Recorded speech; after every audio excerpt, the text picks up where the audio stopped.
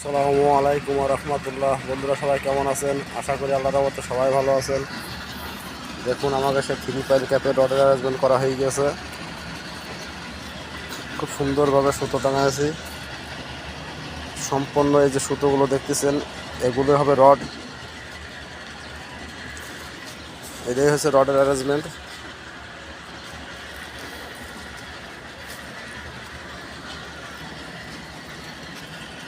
আমি আপনাদের বোঝানোর জন্যই এটা তৈরি করেছি। যদি কারো কিছু জানার থাকে আমাকে কমেন্টস করবেন, বোঝার থাকলে আমি সুন্দরভাবে বুঝিয়ে দেবো।